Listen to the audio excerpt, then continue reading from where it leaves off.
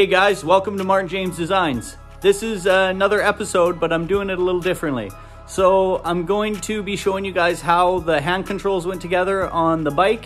And then after that, I'm gonna be giving you guys a little tour around the shop that I'm working out of, giving you an update of kind of where we're at on the build. And then we'll be doing a full tour around the bike and letting you guys know what's left to do on it and a few little issues that we ran into, and just bringing you guys all up to speed. So let's just get right to it. It's so nice to be able to grab a part and powder coat it when you need to. So there's a few parts on this bike that I thought that I was gonna leave as is, but I just have to powder coat them. It's gonna look way better.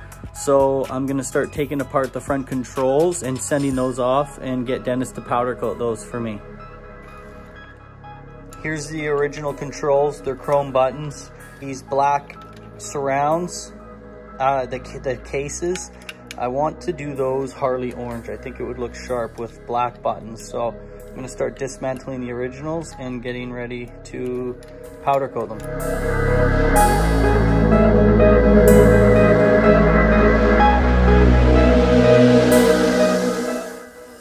Okay, I already took the old controls apart on the hand controls and powder coated these Harley orange, so the tops. Here's the existing ones. See, they were chrome. We're not going to be using these anymore, so I ordered the black kit here, and I'm just going to be re-putting these harnesses back into the cases and running them through the handlebars and getting the controls reconnected. So I got all my parts here and I'm ready to go.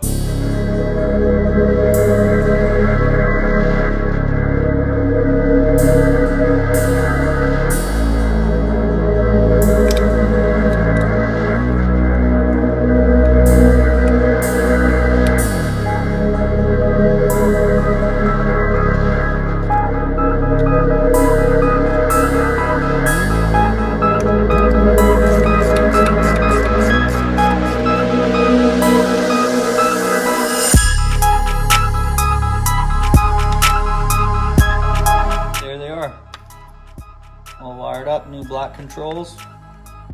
All right, let's get them on the handlebars now.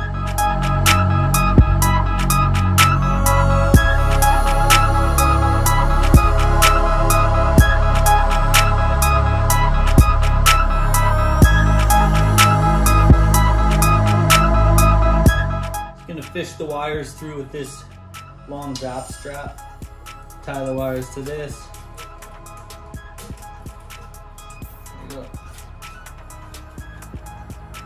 Poke the wires through to here and I'll pull them through the bars.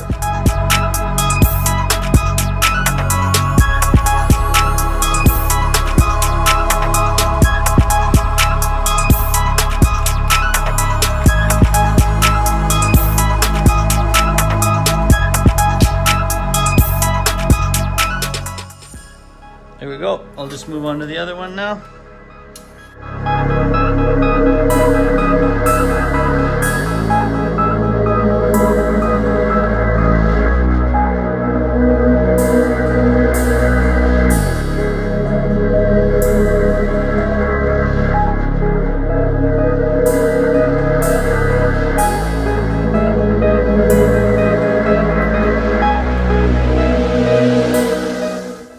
Okay, I'm going to be opening the Roland Sands grips. I've opened the Drag Specialties black slotted clutch and brake levers, and I just removed the old existing one. We're not using that.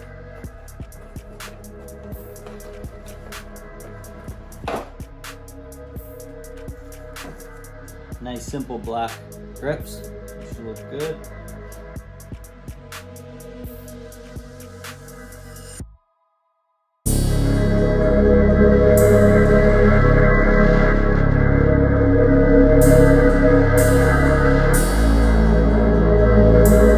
This is the most tedious part. I hate doing this part. I'm just trying to get all the wiring to fit through the underside of the bar. The brake lever has to match up to the harness, and you have to get the throttle wires in as well and put it all together at once. So it's super tricky. Okay, so the split color hand controls are done. I got the throttle wire all ran and connected. That's all done. Put in the new brake lever by Drag Specialties and the clutch lever. And then the Roland Sands grips are really nice. They're just simple black. So I'm just gonna clean up now. I got a few little tidy up to do to put a brake line, mount it to the underside of the frame, and just tighten up and strap all of the throttle lines. And other than that, we're getting pretty ready to finish the electrical. So I'm gonna do the headlight next and finish all the wiring, get the signal sorted out.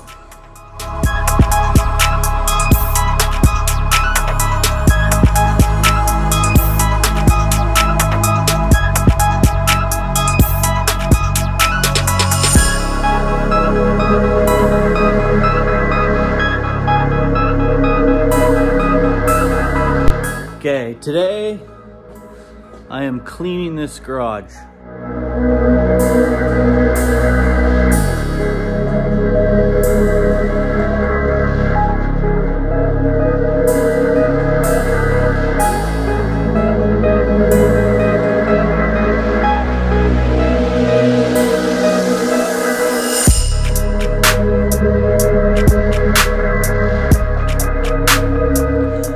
Okay, all done. I'm working out of a rental house right now. I'm building a new shop and a house on some property here in Squamish. So I'm just making do with what I got. But I got all my stuff in storage, all my tools, everything. It's been a bit of pain in the butt to be able to work in a garage that's not mine. I'm sure you guys can relate to that. You like to have your own stuff and know where everything is. So I'm looking forward to getting that shop built. It's waiting for permits, and I'm gonna do a build series on that as well, the MJD shop. For now, I'm working out of this garage, and it's getting the job done, so I'm at least grateful for that. So let's just have a quick look around, and then I'm going to give you guys an update on this bike. Okay, it's just a 2-car garage that I'm working out of, so all my big tools and all my main stuff that I use is in my C-can or in a storage. So I just have my basics here that I'm working with. Obviously had to have my premium bike lift. That was definitely one of the best purchases I made when I started working on motorcycles. I got my nice big tool chest over there, and I do have a compressor, and I have a few other small things, but most of my fabrication I've been doing at Dennis's shop, where we're doing the powder coating, and the paint had to get done by Leadham this time around because I don't have my spray booth set up. So this is my 2009 Street Bob. I made a video on that. I picked it up from Vernon a while back, so this is going to be the next project I'm working on. This is my baby. This is a 2019 Harley Davidson Street Glide. I'll probably do an episode. Oh, it's all dirty. I'll probably do an episode on that, just kind of going over this bike, what was all done to it, because I never documented it when I did this build. I'll show you guys more on that. And then here is obviously the Outcast. This is a 2007 Harley Davidson Street Bob. If you guys have been following the builds, you'll kind of know where we're at on it at this point. If not, go subscribe, like, check it out. Got a little cart that I move around, put all my tools and stuff on when I'm working on specific jobs. I'm just gonna start working on the gas tank here. Just have all my basic tools around. I have a whole storage unit full of Harley parts. This is some of the leftover stuff from the last few bikes. That's all stock mostly. This is all stuff from the newer build, gaskets, things like that, old gaskets, the old cams. Probably going to go through that at some point, but I'm not using it anymore for this build. Those are all stock parts that came off of the 2009 Street Bob that I haven't gone and put in storage yet. And this is the table that's left over for the Outcast 2007 Street Bob build. I have the Dakota digital gauge to still do, the headlight. I have the Thunder Max, auto tuner, the gas cap and battery gauge, the clear inspection cover. The forward controls still aren't here. There's the horn and the light, and I gotta reuse the wiring harnesses on the new wiring. And then I got some mirrors, the teardrop mirrors. And then I have 3 sets of signals. I have the band wrap signals that go around the forks by Drag Specialties. I'm not sure if I'm gonna use, or sorry, those are by Custom Dynamics. Not sure if I'm gonna use those yet because I don't like the chrome on them. These are blacked out Drag Specialties signals. They're really big and bulky, so I'm not sure about those. And then here's those small cheap ones from Amazon. And I like how they're small and black, but they are cheap. So haven't decided. Maybe leave a comment, let me know what you guys think, which one of those 3 you think would look the best on this bike, because it's looking pretty blacked out in the front. And yeah, I want to keep it as clean and minimal as possible. Okay, so that's kind of where I'm working. That's where I'm at. And I'm gonna bring you guys around right now and do a tour around the bike. But I'm gonna get the gas tank on first, so let's do that. Okay, bike update. Definitely looking pretty complete now that the hand controls are all on, but there's still lots of little details that need to get finished up. So let's start on the front end. The Roland Sands 11.8-inch rotor is installed. I still need to install the new brake pads, so I gotta take care of that. But the front fork assembly is completed. I need to strap the top of these boots with some black straps. I can get to that anytime. We have the hand controls, as you've seen, just have been recently completed. They turned out really nice. So we have the Drag Specialties slotted levers with the Roland Sands simple grips, and the two-tone powder-coated top Harley orange control covers, and with all new black switches, so those turn out really nice. That's all complete, but we still need to do the wiring underneath the inside of the frame. So I have the wires sitting here, and you still need to redo the harnesses on those, connect a couple small brake lines, the smaller stuff. But I want to get the headlight in first, and I'm waiting for the rear tail light, so I'm leaving the wiring to its own kind of episode. Let's move on to the tank. We have to put the fuel cap and fuel gauge and battery gauge on each side of those. We have to install the Dakota digital gauge with the hardware. These are powder coated orange, the console bolts, so that should look pretty cool. We have to do the custom seat. So if I haven't mentioned it already in the episodes, Walt is making a custom seat that I've documented right from the fiberglass pan all the way to the upholstery. So that's gonna be cool. Make sure you guys check that out by subscribing. But that's next on the list. That's gonna be done fairly soon. Let's move on to the engine. The top rockers, lifters, all of that stuff is complete, except for I have a bolt here that I need to install because it wasn't fully coated powder coat wise, as well as one right here, so just missing those two. I'll take care of that.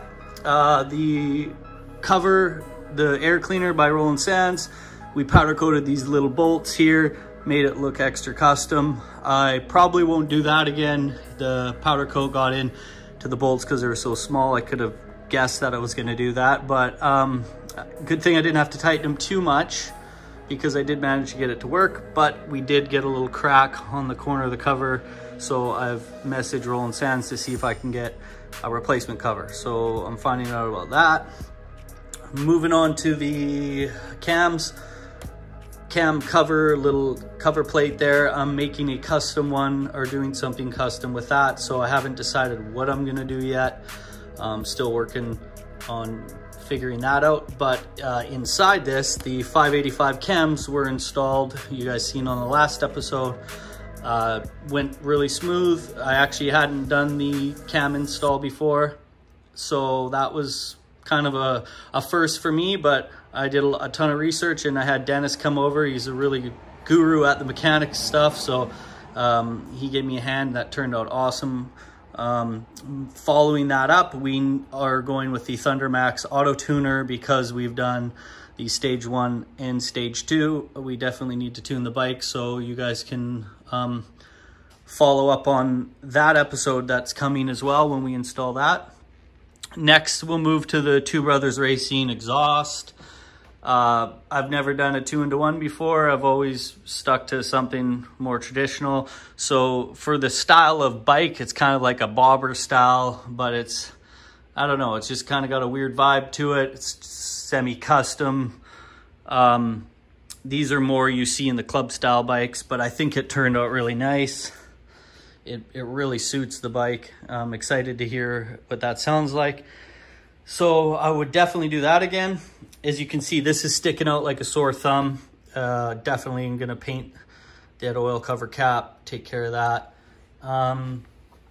Moving on, we have the Burley rear suspension. That's completed. That turned out really good with the Harley orange shock cover caps. I'm happy with that.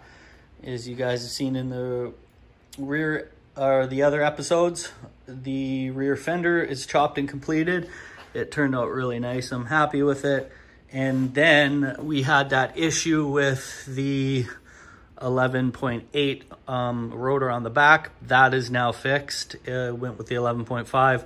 Clearance is perfect, as you've seen. So that's sorted out. We got the adjusters all set and the belt tension's completed. So that's finished.